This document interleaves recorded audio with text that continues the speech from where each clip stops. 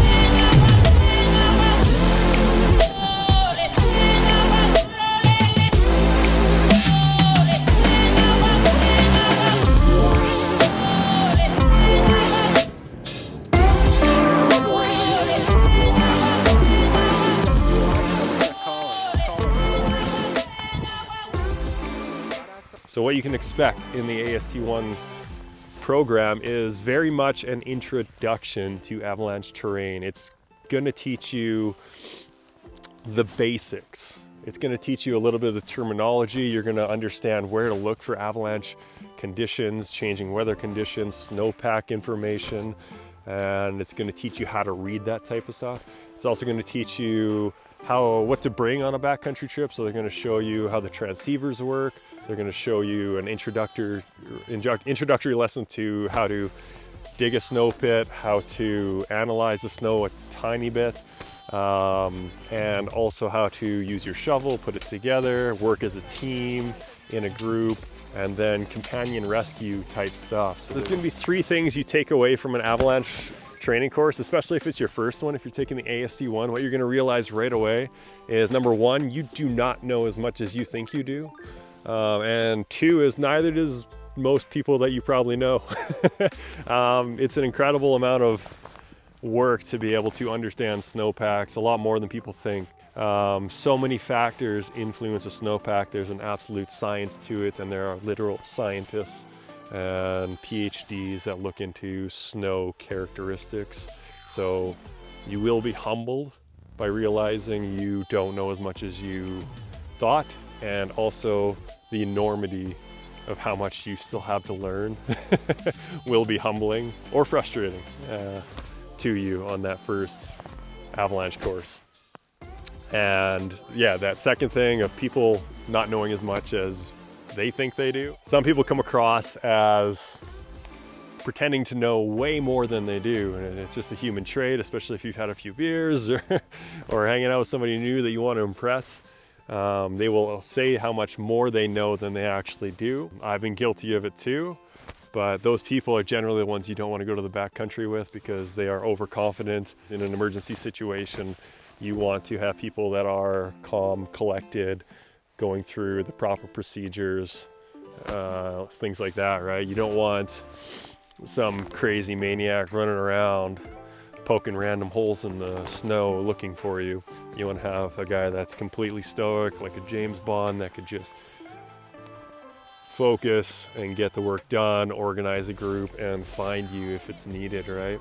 All right, so last thing I want to get into in this video, just as a brief introduction for those people looking to take an AST1 course, or an AST2 even, or any avalanche course, making questions as you go. So have a little notebook and make some questions in it just from the reading material they've given you.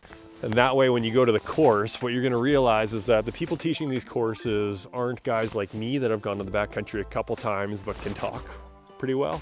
It's going to be people that have gone to the backcountry a lot and can teach really well and enjoy teaching. So our instructor, Tim, would do this amazing job of stopping every once in a while or after he talked and just say, hey, listen, are there any questions? Do you guys have any questions about anything that we've covered or otherwise? And he would go over those questions and always have an answer because he's had that experience in the backcountry all over the world.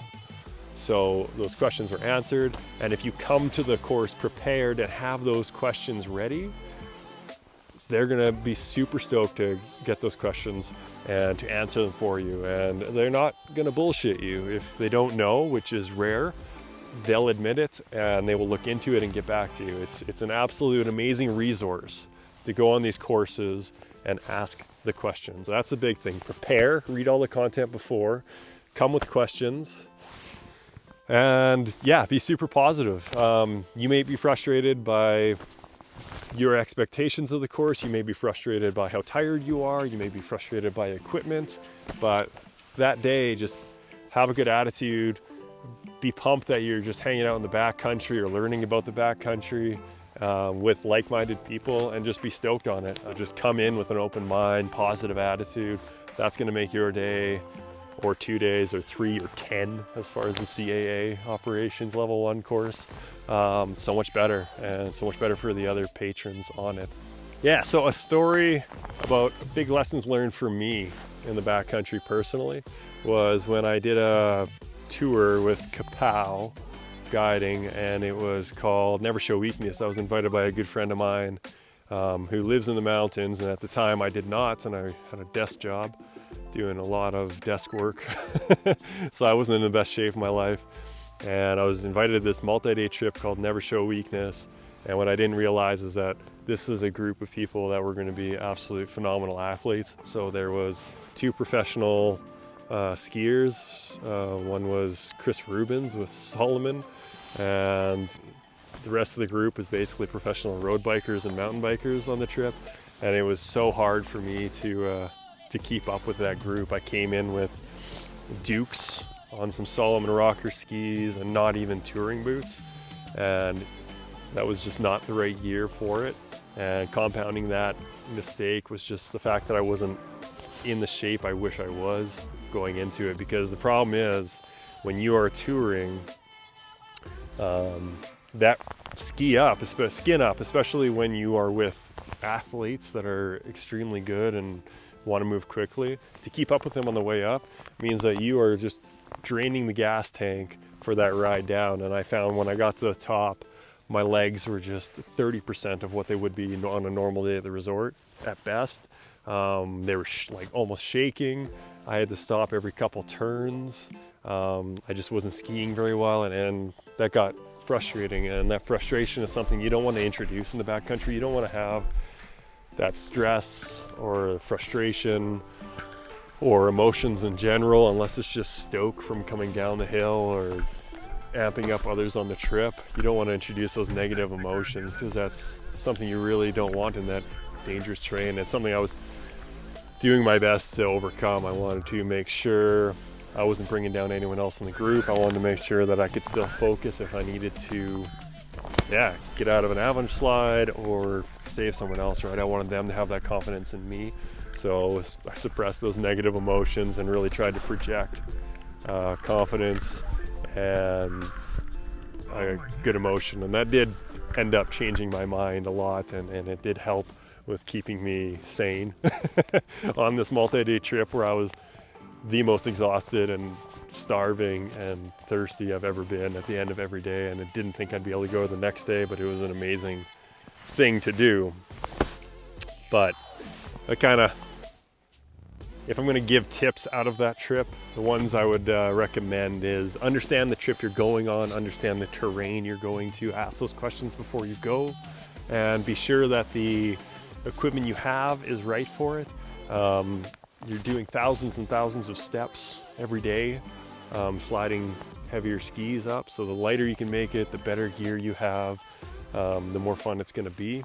I went in with my AST1 at that point, thinking that I had this good idea of knowledge, and I was completely overwhelmed. Yeah, so if you have a big trip coming up and you're going to be going with a guide, it's a multi-day trip, make sure you are training your body before and all your gear is in good shape, because you are going to be skiing at far less than your resort ability, and it can be very, very frustrating. And the last thing you want to do is introduce frustration when you're in backcountry situations. So make sure you're in the right shape, be honest with yourself and be honest with the guides and tour groups you're going with, or friends, about your skiing ability, or if you have an injury or something like that. It's incredibly important to let them know so they can make better decisions about where to take you and the group, right? So that's kind of my tip for the courses and backcountry skiing. Thank you for watching to the end, and I appreciate that. If you really liked it and like this type of content, hit a like, and